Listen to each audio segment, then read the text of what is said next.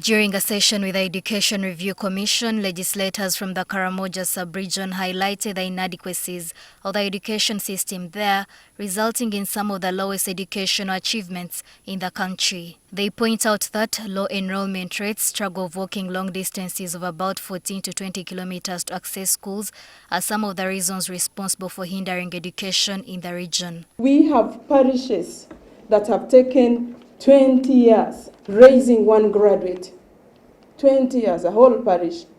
And when that graduate comes home, he is as useless as those who never went to school. The reason they don't see it as something worth investing in is because of the lead time you take to educate someone and for that someone to become productive. To prevent the recruitment of children into warriors and combat early marriages, legislators are calling on the government to mandate boarding schools in Karamoja. I would urge that we have free, compulsory, forceful and boarding education. It is until we force these children to schools is when we can realize what we are trying to see Karamoja to be.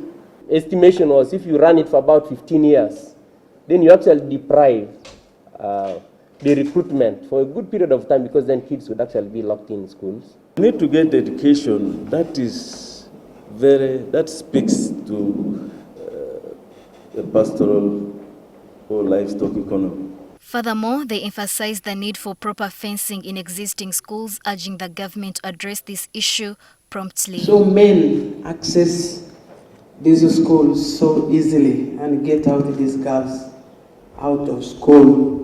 Contrary to the notion that Karamoja residents are reluctant to attend schools, legislators asserted that children in the region are eager and desperate to study. However, the challenging environment and prevailing circumstances do not allow them to pursue their education effectively. We've had this mindset outside Karamoja that makes us believe they have their own way of doing things. They cannot be helped. But until we change that thinking, then we should be able to help. They can't afford transport, tuition, they cannot afford the scholastic materials. Children. MPs stress the importance of skilling the youth with the specific needs of the community so that the graduates are relevant to the market.